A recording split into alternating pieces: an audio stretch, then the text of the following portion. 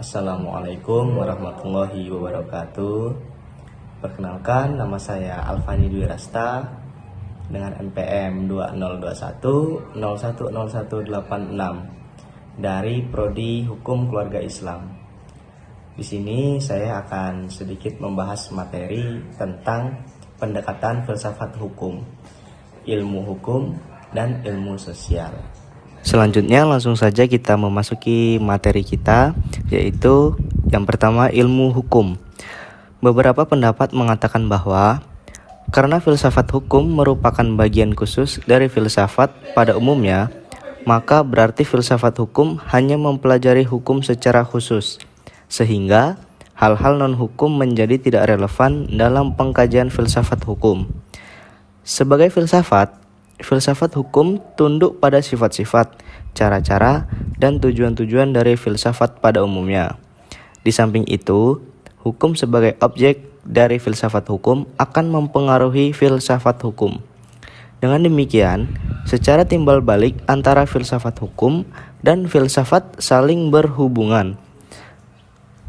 Dan secara sederhana, itu dapat dikatakan bahwa filsafat hukum adalah cabang filsafat, yaitu filsafat tingkah laku atau etika yang mempelajari hakikat hukum. Dengan perkataan lain, filsafat hukum adalah ilmu yang mempelajari hukum secara filosofis. Jadi, objek filsafat hukum adalah hukum, dan objek tersebut dikaji secara mendalam sampai kepada inti atau dasarnya, yaitu disebut hakikat. Menurut Purnadi Purbacaraka dan Surjono Sukanto, hukum dapat diartikan sebagai yang pertama adalah ilmu pengetahuan, yakni pengetahuan yang tersusun secara sistematis atas dasar kekuatan pemikiran. Yang kedua, disiplin, yakni suatu sistem ajaran tentang kenyataan atau gejala-gejala yang dihadapi.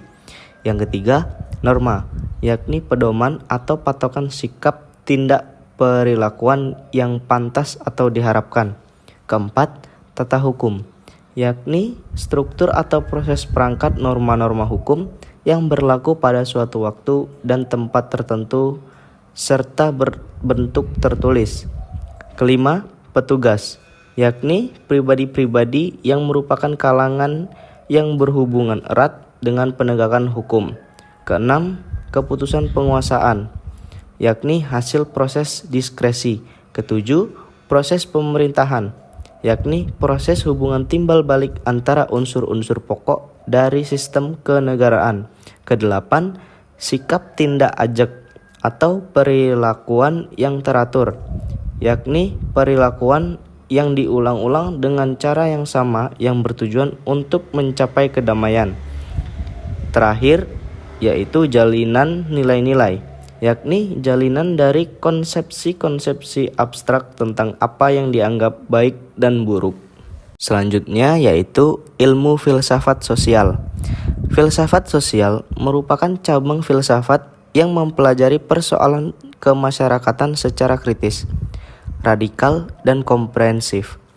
Sejak Plato dan Aristoteles, kajian terhadap persoalan-persoalan kemasyarakatan sudah menjadi objek penelitian tersendiri.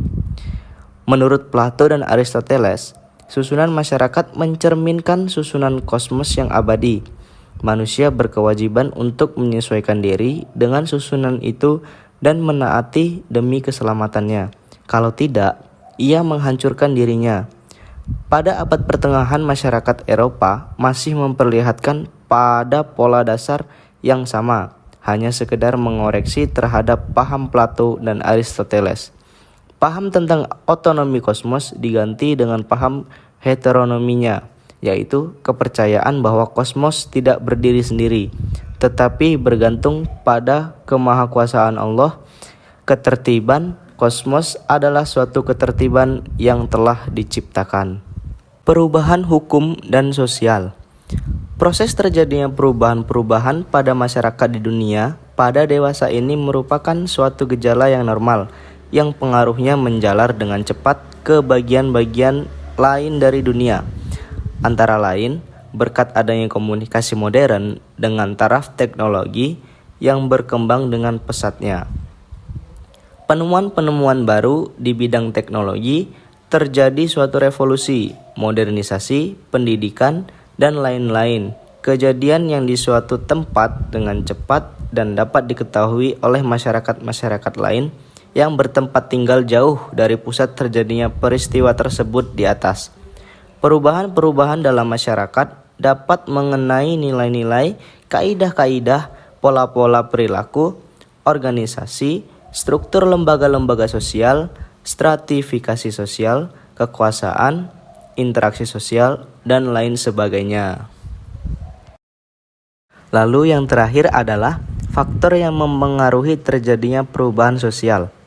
Pada umumnya dapat dikatakan bahwa sebab-sebab terjadinya perubahan-perubahan sosial dapat bersumber pada masyarakat itu sendiri, dan ada yang letaknya di luar masyarakat tersebut, yaitu yang datangnya sebagai pengaruh dari masyarakat lain atau dari alam sekelilingnya. Sebab-sebab yang bersumber dari masyarakat itu sendiri adalah antara lain bertambah atau berkurangnya penduduk, penemuan-penemuan baru, pertentangan dan terjadi revolusi. Suatu perubahan sosial dapat bersumber pada sebab-sebab yang berasal dari luar masyarakat tersebut. Misalnya, sebab-sebab yang berasal dari lingkungan alam, peperangan, pengaruh kebudayaan masyarakat lain, dan sebagainya. Itulah tadi sedikit materi yang dapat saya sampaikan. Kurang lebihnya saya mohon maaf. Siang-siang pergi ke kota, jangan lupa membeli alpukat. Demikian materi dari saya. Semoga bisa bermanfaat. Wassalamualaikum warahmatullahi wabarakatuh.